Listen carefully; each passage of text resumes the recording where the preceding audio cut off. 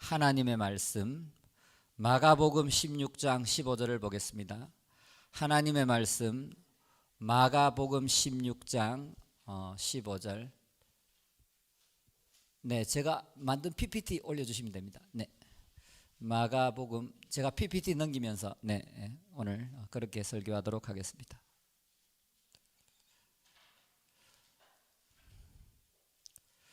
또 이르시되 너희는 온 천하에 다니며 만민에게 복음을 전파하라. 아멘. 우리나라 역사가 5,000년 되었다고 하는데요, 우리나라는 가난하고 약하고 좀 힘이 없었습니다. 그래서 주로 이 조공을 바치면서 겨우겨우 살아왔는데요, 우리나라는 반만년 동안 약소국, 가난한 나라, 조공을 바치는 나라로 살아오다가 특별히 조선 말기에는 일본의 침략을 받아서 주권을 빼앗기고 치욕을 당해야 했습니다. 하지만 지금은 우리나라가 막강한 나라로 성장했습니다. 지금 세계 10위의 경제대국이 되었고, IT 산업, 자동차 산업, 조선 산업이 거의 세계 1, 2위를 다투고 있습니다.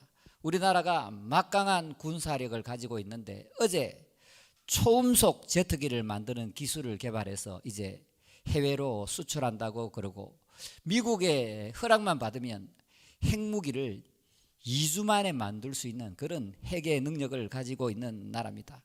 우리나라는 문화 강국입니다. 한류가 온 세계를 지금 덮고 있는데, BTS, 기생충, 미나리 정말 세계로부터 인정을 받고 있는데, 무엇보다도 중요한 것은 세계 선교 2위의 대국인데요, 인구 비율로 따지면 세계 1위의 선교 대국이라고 할 수 있습니다. 어떻게 이러한 기적이 가능했을까요? 바로 하나님의 은혜입니다. 우리 민족은 국가적으로 약했고 가난했고 힘이 없었는데, 하나님께서 은혜를 베푸셔서 하나님이 보호하사 우리나라가 이렇게 잘 먹고 잘 살고 부강하고 풍성하고 우리의 은혜를, 빵과 복음을 세계 만방에 전할 수 있는 국가가 되었다는 겁니다.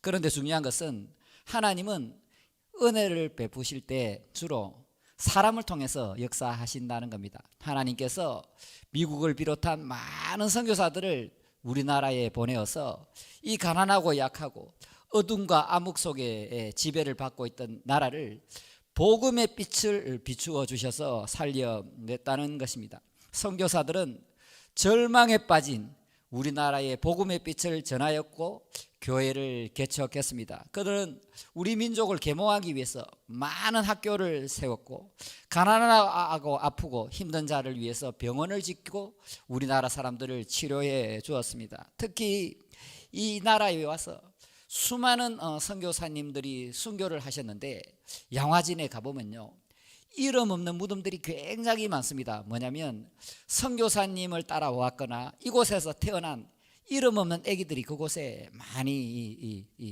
이 하늘나라로 갔는데요, 여러분 기회가 되면 나중에 양화진에 한번 선교 여행을 한번 떠나 보시길 바랍니다. 한마디로 가난하고 약하고 암흑 속에 갇혀있던 우리나라는 하나님의 은혜와 선교사들의 희생과 눈물과 헌신을 통해서 이렇게 복음의 빛이 광명하게 비추어졌고, 그에 따라서 경제적으로 문화적으로 강대한 나라가 되었다는 것입니다.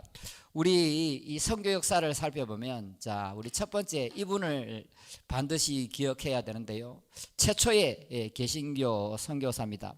이분은 암흑과 절망의 땅이었던 우리나라의 복음을 비추어서 우리나라가 복음의 국가로 성장하는 데 큰 역할을 감당했는데, 이분은 런던 대학을 졸업했습니다. 1863년도에 복음을 전하기 위해서 중국에 갔는데요, 아내 캐롤라인이 중국에서 풍토병으로 죽게 되었습니다. 그래서 이분이 복음을 전해야 되는데 여기가 아닌가 고민하다가 그 뜨거운 열정을 갖고 우리나라에 오게 됐는데요, 오기 전에 이 만주 연변에서 이제 중국에서 우리나라 사람들로부터 문화도 배우고 또 한글도 배우고 이렇게 훈련해서 1866년도에 제너럴 셔머너라는 배를 타고 대동강을 타고 이렇게 쭉 왔습니다. 그런데 배 타고 한국 땅에 도착하기가 무섭게 이 한국의 조선의 병사들이 공격을 해서 배는 다 불타고 토마스 선교사님은 배에서 나와서 겨우 나왔는데 대동강변에 나오자마자 칼에 목이 베어서 순교하게 됩니다. 하나님은 왜 그토록 허무한 죽음을 허락하셨을까? 하지만 토마스 선교사 죽음 이후에 정말 놀라운 기적이 일어나게 되는데요. 우리 다 아는 말씀, 요한복음 12장 24절의 말씀, 내가 진실로 너희에게 이르노니 한 알의 밀이 땅에 떨어져 죽지 아니하면 한 알 그대로 있고 죽으면 많은 열매를 맺느니라. 이 말씀이 그대로 이루어졌다는 겁니다. 토마스 선교사를 죽인 분이 바로 저기 박충건이라는 분인데요. 이분이 이 토마스 선교사님을 이렇게 죽일 때 토마스 선교사님이 한문 성경 몇 권을 주었어요. 그 성경을 가지고 와서 이분이 예수님을 영접하게 되었고, 그의 조카 이영태라는 분은 주님을 영접한 후에 이 성경 3분의 1을 한글로 번역하게 되었다는 겁니다. 그 당시 또 채치량이라는 12살짜리 소년이 있었어요. 그런데 조선에는 이 성경이라는 것이 금지된 책이었습니다. 그래서 이게 금서라서 그 당시에 영문주사 박영식을 찾아가서 이 책을 전했는데, 영문주사 박영식이 이렇게 책을 뒤져보니까 종이 질이 좀 좋았어요. 그래서 이 사람이 자기 집을 이렇게 천장하고 도배를 했습니다. 성경책으로 도배해 놓고 자다가 누웠다가 볼 때마다 이 성경을 보다가 말씀을 통해서 예수님을 만나게 되었고, 이분이 거기에다가 교회를 세웠는데 그 교회가 바로 널다리골 교회가 되었다는 겁니다. 후에 1907년도에 평양 대부흥운동이 일어났던 교회가 바로 널다리골 교회가 전신이 된다는 것입니다. 개신교 최초의 순교자 토마스 선교사님의 그 희생으로 인해서 이 나라에 복음을 세울 수 있는 기초돌 역할을 잘 감당했다는 것입니다. 자, 우리가 두 번째로 또 살펴볼 것은 요쪽에 안경 끼고 머리가 조금 이렇게 없는 저분이 알렌 선교사님인데요. 이분은 미국에서 신학과 의학을 동시에 전공하셨는데 우리나라 최초의 의료 선교사가 되십니다. 이분은 1884년에 조선에 입국했는데요. 이분은 갑신정병 때 명성황후의 조카 민영이가 크게 다친 일이 있었거든요. 그때 명성황후의 조카 민영이를 치료해 줬는데 그때 조선의 왕 고종이 불렀습니다. 네 소원이 무엇이냐 이렇게 물었을 때 조선에 서양식 병원을 세우는 것이 나의 꿈입니다 하고 허락을 받아냈습니다. 그래서 이분이 1885년도에 광해원, 그러니까 하나님의 은혜를 널리 전한다는 광해원이라는 서양식 병원을 세웠는데, 이 병원이 나중에 제중원, TV 드라마 안 보셨나요? 그 제중원이라는 병원이 되었습니다. 이분은 또 외교관으로서도 좀 많은 역할을 감당했는데 일본의 마수에서 우리나라를 건지려고 많이 노력했습니다.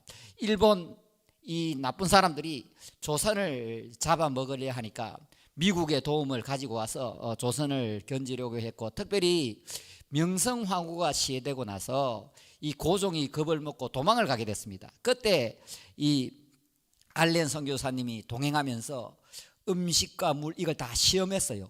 독살 당할까봐. 그렇게 옆에서 그 고종 황제의 친구가 되어 주었고 돌봐 주었고, 그렇게 우리나라를 돕는데 많은 역할을 했는 거지요. 그런데 이분이 이제 제중원에서 근무하시다가 그 후배 여기 옆에 이 에비선 박사님에게 그 제중원 사역을 물려주었어요. 그런데 이제 이 에비선 선교사님이 사역을 하면서 너무나도 열악하니까, 이 조선 사회에 서양식 병원을 운영한다는 것이 너무나도 열악하니까 이분이 미국으로 갔습니다. 미국으로 가서 은둔의 나라 조선이라는 나라가 있는데 이렇게 못 살고 가난하고 병든 사람들이 있는데 좀 도와달라고 이 강연을 했습니다. 그때 세브란스라는 분이 $10,000,000, 엄청난 돈입니다. 그 당시에 우리나라가 그때 뭐 5천 원에 팔렸지 않습니까? 그러니까 1만 달러라는 그 금액을 기부했는데 이분이 이 세브란스로부터 1만 달러를 받고 가지고 와서 재중원을 세웠는데 그 병원이 바로 오늘날 이 세브란스 병원이 되었다는 겁니다. 자, 옛날에 이렇게 요랬던 병원이 지금 세계에 몇 손가락 안에 들어가는 세브란스 병원이 되었지요. 세브란스 병원 혜택 본 사람 없나요? 자, 그 다음에 우리가 살펴볼 것은 바로 장로교 선교사 언더우드와 감리교 선교사 아펜젤러 이 두 분인데요. 자, 이분들은 1885년에 제물포 인천항을 통해서 우리나라에 들어왔는데요. 교회사가 라토렛은 이렇게 얘기하고 있습니다. 1885년에 두 번째 장로교 선교사 언더우드가 도착했다. 언더우드는 선교를 계속하였고 얼마 지나지 않아 한국 선교를 주도하는 현명한 선교사가 되었을 뿐만 아니라 교육자, 성경 번역자, 그리고 다른 기독교 문서, 사전 편집자, 복음 전도자, 또 교회 조직자, 그리고 국왕의 비공식적인 고문으로 탁월한 업적을 남겼다. 이렇게 기록하고 있습니다. 이 언더우드 선교사님은 주로 영국 브리티시 왕국 공화국에서 태어났는데 자기 아버지가 사업에 실패해서 미국으로 갔습니다. 그래서 이분은 미국에서 이제 자기 어머니가 목회자 집안 출신이라서 어릴 때부터 하나님을 사랑하고 하나님에 대한 지식을 많이 배웠고 커서는 신학교를 다니면서 말씀과 신학 공부를 잘했고 또 그 과정을 통해서 이 선교에 대한 열정이 남달랐습니다. 그래서 이분이 1885년 4월 5일 날 부활절 아침에 아펜젤러 선교사님 부부와 함께 인천 제물포항에 도착을 했는데 이분은 오자마자 광해원으로 가서 알렌 선교사님하고 이렇게 같이 동역을 했습니다. 거기서 여러 가지 물리학, 화학도 가르치고 자기는 또 열심히 또 한국어를 배우는데 힘쏟았는데 이분이 문서 선교 이런 일에 많은 일을 했습니다. 번역하고 한국어 사전 만들고 많은 작업을 했고 찬영집도 번역했고 또 기독교 교리도 저술했고 소요리 문답도 번역했고 또 이분은 번역 사업 이것을 통해서 교회를 많이 세우고 또 한국 민족을 살리는데 큰 공헌을 많이 했는데요. 이분이 세운 교회가 바로 세문안 교회입니다. 장로교회에서 가장 오래된 교회 그 세문안 교회 새 교회고 이분은 고아들을 위해서 학교도 만들어줬고 이분이 만든 학교가 경신학교 이게 바로요 연희 전문학교인데 오늘날 연세대입니다. 연세대. 자, 그리고 이분은 YMCA 청년 운동도 많이 했고 또 영한 사전을 만들어서 우리나라 문서 선교에 큰 공헌을 남긴 분인데 이분뿐만 아니라 이분이 1916년도에 돌아가셨거든요. 그런데 그 아들 원한경, 손자 원일한, 증손자 원한강까지 한국 교회를 위해서 섬겼는데요. 특별히 이 언더우드 선교사님의 아들 원한경은 조선과 교회를 살리는데 몸을 아끼지 않았습니다. 일본의 만행을 선진국들에게 알리고 억울함을 호소했을 뿐만 아니라 너무나도 우리나라 독립을 위해서 힘썼기 때문에 일본 놈들에 의해서 추방이 되었고 1945년에 해방된 후에 다시 돌아와서 복음을 전하고 교육 사업을 하다가 그렇게 돌아왔습니다. 이 언더우드 집안은 만민에게 복음을 전파하라, 가르쳐 지키게 하라, 이 복음 사업 그 다음에 교육 사업에 온 가족 4대가 우리나라를 위해서 희생을 했다는 겁니다. 그 옆에 코가 길쭉한 아펜젤러 선교사님도 마찬가지인데요. 이분도 미국에서 신학을 공부하고 또 미국에는 선교대회 이런 거 많거든요. 뭐 우리나라 거기 예수전도단 애들 하는 거 있지 않습니까? 그걸 통해서 이제 일본에 선교를 가려고 하다가 자기 친구가 은둔의 나라 조선에 가서 복음을 전하고 싶어 하다가 중병에 걸렸어요. 그래서 대신 이분이 한국에 오게 되었는데 이제 언더우드 선교사님하고 아펜젤러 선교사님 부부가 동시에 인천에 도착을 하게 된 거지요. 그리고 그 당시에 이제 선교사님들이 이렇게 모여서 장로교, 감리교, 우리는 경상도로 가자, 우리는 전라도로 가자 그렇게 정했습니다. 선교 분할 정책을 했기 때문에 저기 경기도 쪽으로 가면 감리교가 많고 이 남쪽으로 오면요, 예, 장로교가 많은 건데요. 이분은 서양 교육과 기독교 교육을 우리나라에 가르치는데 많은 노력을 했을 뿐만 아니라 이분은 성경 번역하는데 탁월한 열정을 가지고 있어요. 한 번은 저기 이제 한양이지요. 그쪽에서 목포에 성경 번역하는 모임이 있다 해서 배 타고 내려오다가 군산 앞바다 앞에서 꽝 하고 부닥쳐서 이제 배가 파손했어요. 그런데 이 아펜젤로 선교사님은 수영을 잘했거든요. 그래서 이제 배가 파손한 후에 나왔는데 가만 보니까 자기 제자들이 물속에 빠져 있는 거예요. 그래서 자기 제자들 열심히 구하다가 자신은 나오지 못하고 거기서 아깝게 돌아가셨다는 겁니다. 그래서 이 아펜젤러 선교사님은 한국에 온 지 17년 만에 그의 나이 44살에 그렇게 물에서 이렇게 하늘나라로 가게 되었는데요. 비록 어린 나이에 선교사님이 하늘나라로 갔지만 그 이후에 놀라운 역사가 일어났다는 것입니다.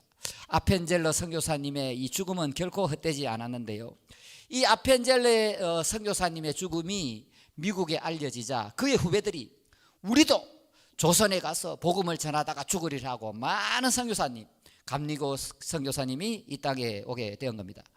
아펜젤러 선교사님의 순교는 미국 땅에 선교의 불꽃이 되어서 활활 이렇게 타오르게 되었는데요. 아펜젤러 선교사님이 이 조선에 첫 발을 디디면서 하신 기도를 제가 읽어드리겠습니다. 우리는 부활의 아침에 이곳에 도착했습니다. 이날 사망의 권세를 이기신 주께서 이 백성을 얽어맨 결박을 끊으사 하나님의 자녀로서 빛과 자유를 주시옵소서. 그런데 이 선교사님의 기도대로 이 땅에 복음의 빛, 광명한 빛이 이렇게 온누리에 전해졌다는 것입니다. 그런데 중요한 것은 우리 초기 선교사님들이 많은 어려움을 통해서 그 어려운 와중에 복음을 전했는데요. 우리나라는 세계에서 가장 가난했습니다. 저는 사실 미국 욕하는 사람들은 이해가 잘 되지 않습니다. 세계에서 최고 가난했는데 세계에서 미국에서 가장 많이 선교사님들이 왔다니까요. 자, 고마움을 알아야 되겠지요. 네, 자, 우리나라 집 보십시오. 저기 한양에 전부 초가집입니다. 초가집이고 이 사람들 한번 보십시오. 무슨 소망이 있겠습니까? 우리나라입니다. 우리나라 얼마 안 됐습니다.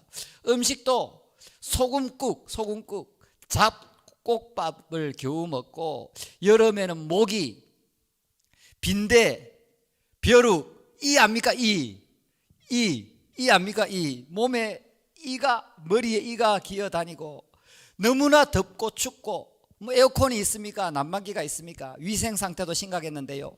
하수도 시설이 잘 안 돼 있었기 때문에 운물에 그 또랑물이 들어가서 많은 사람들이 죽고 이질에 걸리고 호주 선교사님은 우리나라 와서 목이 말라서 운물을 한 잔 마시고 전염병에 걸려서 돌아가시고 이 알렌 선교사님은 우리나라의 환경을 이렇게 표현하고 있습니다.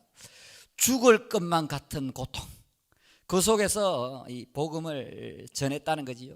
이 선교사님들이 우리나라에서 복음 전하는 일이 너무나도 힘들었기 때문에 더러는 자살을 했고 정신 이상으로 본국에 다시 돌아가는 사람도 많았다는 겁니다. 한 번은 이 아펜젤러 선교사님이 미국의 그 일상용품들을 싣고 말 8피를 데리고 이렇게 평양에 갔대요. 후라이팬, 장화, 우산, 주전자, 병기, 과자, 스푼, 포크 이를 갖고 막 가니까 조선 사람들이 너무나도 신기해갖고 그것을 쳐다보고 있었다는 거지요. 우리나라가 얼마나 살기 힘들었으면 그 일상용품 하나도 구경하지 못하는 그런 정말 무지하고 없고 가난한 그런 나라였다는 겁니다. 중요한 건 뭐냐면 이 초기 선교사님들은 본국에 있을 때 우유, 고기, 빵, 과일 마음대로 먹을 수 있는 잘 사는 사람들입니다. 그 당시 신학 공부를 했다면 중산층, 상류층의 사람들인데 그분들이 그 고국에 있으면 잘 먹고 잘 자고 잘 살고 문화 혜택도 누리고 또 존경받고 평안하고 행복한 생활을 얼마든지 할 수 있는데 자신들의 모든 기득권을 다 포기하고 세계에서 가장 가난한 나라 낯선 땅에 와서 얼마나 고생을 했겠습니까? 그들은 그 많은 아픔과 고난을 이겨내고 한국을 이렇게 만드는데 그분들이 자신의 몸을 기꺼이 던졌다는 것을 꼭 기억하시기를 원합니다. 오늘 본문에도 예수님 선교에 대해서 말씀하고 있는데요. 너희는 온 천하에 다니며 만민에게 복음을 전파하라. 자, 영어 번역을 보면요. Go into all the world. Go into. 들어가라. 좀 심하게 말하면 침투하라. 세계 곳곳에 어느 나라 어느 민족이 있는 곳에 침투해서 all creation. 남녀노소 할 것 없이 인종, 황인종, 백인종, 흑인종 할 것 없이 지위 고하를 막론하고 누구에게든지 복음을 전하라고 오늘 말씀하고 있습니다. 너희는 온 천하에 다니며 만민에게 복음을 전파하라. 이 말씀은 그 당시 제자들뿐만 아니라 우리에게 하시는 말씀인 줄 믿습니다. 보십시오. 거기 뭐 철도가 있었습니까? 자동차가 있었습니까? 비행기가 있었습니까? 제자들은 얼마 못 돌아다닌다고요. 그러니까 온 천하를 다닐 수 있는 것은 우리 비행기도 있고 배도 있고 뭐 자동차도 있고 철도도 있고 있지 않습니까? 자, 그래서 우리는 선교에 대해서 거룩한 소명을 부여받은 사람입니다. 여러분은 구원을 받을 때 하나님의 동력자로 부름을 받았다는 것을 믿으시길 바랍니다. 선교는 옵션이 아니라 필수 전공 과목인데 해도 되고 안 해도 되는 것이 아니라 반드시 해야 될 일이라는 것을 믿으시길 원합니다. 우리는 복음을 받아들이고 구원을 받은 후부터 빚진 자로 살아가야 돼요. 우리는 예수님께 생명의 빚을 졌습니다. 성경에는 1만 달란트의 빚을 졌다고 해요. 우리나라 환율로 치면 20조에서 30조 되는 금액을 우리가 예수님께 빚을 졌고, 또 우리는 오늘 몇 분 설명해 드린 해외 선교사님, 미국, 영국, 호주 선교사님들에게 많은 빚을 졌다는 거지요. 이분들의 수고, 눈물, 희생, 심지어 목숨까지 바치는 그런 헌신을 통해서 우리가 이렇게 잘 먹고 잘 살게 되었다는 겁니다. 그러므로 우리도 이방 나라, 복음을 모르는 나라, 암흑과 절망 속에 있는 나라에게 복음을 전해야 하지 않겠습니까? 제가 2년 전에 라오스 선교 갔을 때요, 자꾸 이 기도가 나오더라고요. 땅이 혼돈하고 공허하고 흑암의 깊음 위에 있는 이 땅을 불쌍히 여기소서. 계속 그 기도가 나와요.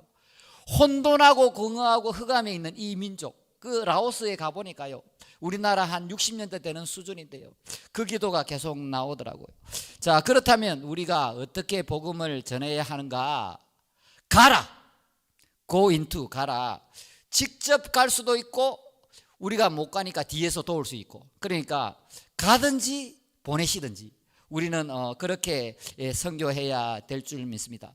직접 가서 선교하는 분들은 뭐 평생 온 마음을 다 바쳐서 그곳에 있는 분들이 우리 많지 않습니까? 자, 그리고 우리가 또 갈 수 있습니다. 단기로. 요번에 또 우리 이용민 선교사님께서 키르기스스탄 여기에 2달 동안 가시는데요, 우리가 장기적으로 그렇게 오래 있지는 못하지만 우리가 또 이렇게 단기로 이렇게 갈 수 있는데, 우리 장년들도 좀 이렇게 1년에 한 번, 부담되면 2년에 한 번 정도는 단기 선교 1주일, 2주 이렇게 한번 가시면 좋겠네요. 또 우리가 간접적으로 선교할 수 있는데요, 우리는 기도로 도울 수 있습니다.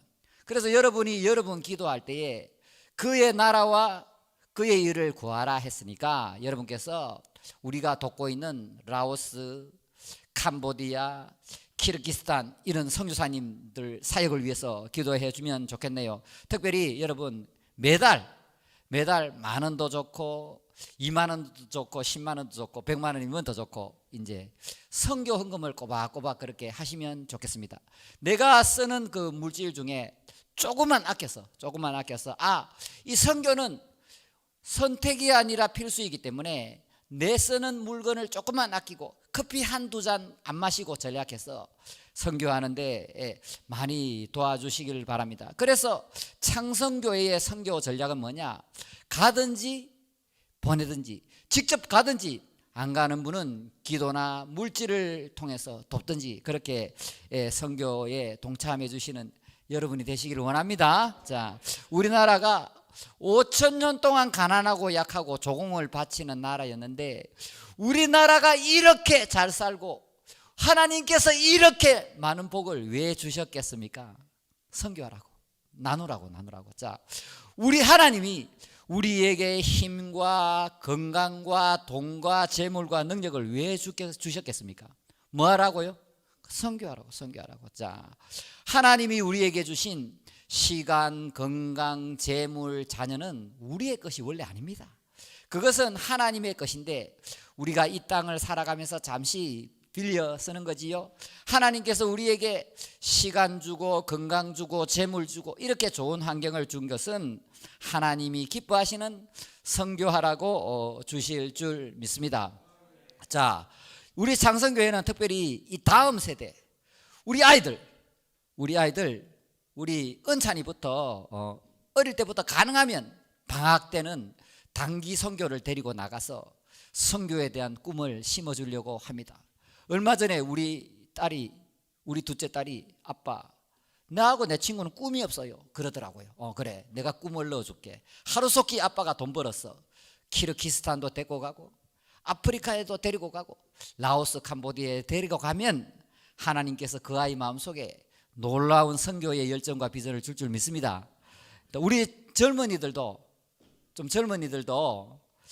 선교에 대한 관심, 선교에 대한 열정, 선교에 대한 비전 그런 꿈을 좀 가지고 선교에 대한 물질을 조금씩 준비했다가 목사님, 선교사님과 함께 단기 선교도 가고 오케이? 준비하라고 준비를 해서 그렇게 하고 우리 장년들은 잘 들으세요. 자, 우리 장년들은 아까도 말씀드렸다시피 1년에 혹은 2년에 한번 단기 선교 가는 것도 중요하지만 여러분들이 뭐 평생 일하겠습니까? 그러니까 보통 65세 정도 되면 은퇴하잖아요. 물론 70세까지 은퇴하는데 노후 준비를 잘 하시라.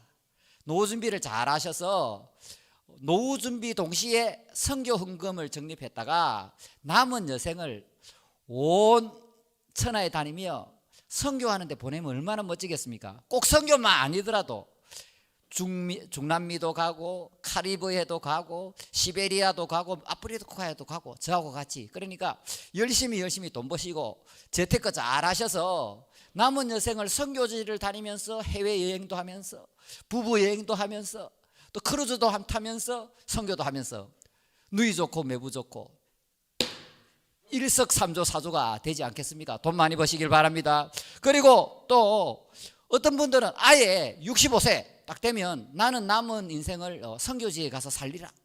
라오스나 캄보디아나 나중에 뭐 북한이든지 만주든지 연변이든지 나는 지금까지 대한민국에서 많이 누리고 행복하게 살았기 때문에 하나님의 은혜가 너무 감사하기 때문에 남은 인생을 선교에 가서 살리라. 그렇게 헌신을 하셔도 된다는 거지요. 사랑하는 여러분, 오늘 본문에 너희는 온 천하에 다니며 만민에게 복음을 전파하라고 말씀했는데 이 말씀하고 가장 일맥상통하는 말씀이 그 유명한 마태복음 6장 33절입니다. 너희는 먼저 그의 나라와 그의 의를 구하라. 그리하면 이 모든 것을 너희에게 더하시리라. 아멘. 여러분, 제가요 보면 좀 답답한데요. 자, 여러분 신앙생활 하잖아요. 신앙생활을 하면서 그리스도인으로 이 땅을 살아가면서 너무 현재의 문제, 나의 문제, 그러니까 내가 좀 더 평안하게 살고 더 안정되게 살고 내가 좀 더 잘 먹고 좀 큰 집에 살고 좋은 차 타고 거기에 목적을 둔 사람은 좀 문제가 많은 사람입니다. 바보 같은 인생이라니까요.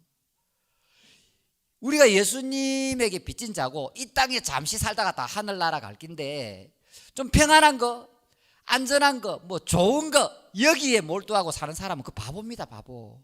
바보인데 제가 무슨 얘기하냐면 여러분 나의 나라, 나의 왕국, 나의 감옥에서 나와야 됩니다. 내 중심, 나를 향해서 모든 관심을 집중하지 마시고 그 감옥에서 나와서 그의 나라를 보시기를 바랍니다. 여러분이 만일 나의 나라 나의 감옥에 몰두해서 살아가게 된다면 하나님도 잃어버리고 천국은 못 누리고 이 세상은 더 잃어버릴 수가 있습니다. 반대로 여러분이 그의 나라와 그의 의를 먼저 구하라, 그리하면 너희에게 더하시리라는 이 말씀을 실제로 믿고, 이 말씀을 믿고 선교를 우선순위에 두고 살아가게 된다면 하나님도 얻게 되고 천국도 풍성하게 누리고 이 세상의 것들은 보너스로 얻을 수 있습니다. 제가 나이가 이제 50이 넘었는데 제가 지금까지 살아오면서 만나보면서 선교, 복음 전파, 전도에 우선순위를 두고 사는 사람 중에 가난한 사람 난 한 명도 못 봤습니다. 그러므로 사랑하는 여러분, 나의 문제, 나의 가족, 내 이렇게 나의 안에 감옥에서 그렇게 인생을 낭비하지 마시고 눈을 뜨고 하늘을 바라보시고 하늘나라, 하나님의 나라, 그의 나라의 우선순위를 두고 살아가는 여러분이 되시기를 원합니다. 마지막으로 한마디만 말씀드리고 기도를 하겠는데요. 자, 여러분 아까 이 언더우드 선교사님 얘기를 했는데, 이쪽에 언더우드 선교사님, 이분들이 원래 영국 브리티시 쪽에 이제 타자기를 이렇게 찍는 그런 분이었어요. 근데 타자기가 옛날에는 이렇게 정면을 보고 치는 게 아니고요, 그 타자를 치면 글이 바닥에 박혔어. 바닥에. 지금 제 말 이해하고 있습니까? 타자를 찍으면 이렇게 타자기가 밑으로 찍혀서 이 타자기를 볼 수 없고 바닥을 보고 찍었다니까요. 그런데 이 언더우드 선교사님 집안이 영국에서 사업을 다 이렇게 망해가지고 미국으로 갔는데 하나님이 지혜를 주신 거예요. 언더우드 형에게 지혜를 줬는데 이 언더우드 형이 타자기를 정면으로 바라보고 이렇게 칠 수 있는, 우리 모니터를 보고 타자기를 치잖아요. 자판 치는 것을 처음 개발했어요. 그래가지고 미국에서 지금 환율로 따지면 어마어마한 돈을 벌었지요. 아마도 수조 넘게 벌었을 거예요. 수조 넘는 그 돈을 벌어가지고 그 돈을 가지고 자기들 잘 먹고 잘 살고 놀러다니고 거기에 힘을 쏟은 것이 아니고 그 많은 돈을 우리나라에 있는 언더우드 선교사님에게 보냈는데, 그 돈을 가지고 연세대를 세우고 교회를 세우고 고아원 세우고 교육사업, 복음사업, 우리나라를 개봉시키는데 그렇게 다 썼다는 겁니다. 그 은혜로서 우리가 이렇게 지금 잘 먹고 잘 살고 복받고 복음을 전할 수 있는 힘과 능력을 가지게 되었다는 거지요. 사랑하는 여러분, 우리가 이제 이만큼 잘 살고 있으니까 복음을 전하는데 나의 시간과 나의 건강과 나의 재물과 우리 자녀들을 잘 키워서 정말 하나님의 나라를 건설하는데 쓰임을 받을 수 있도록 기꺼이 드릴 수 있는 모두가 되시기를 주님의 이름으로 축복합니다.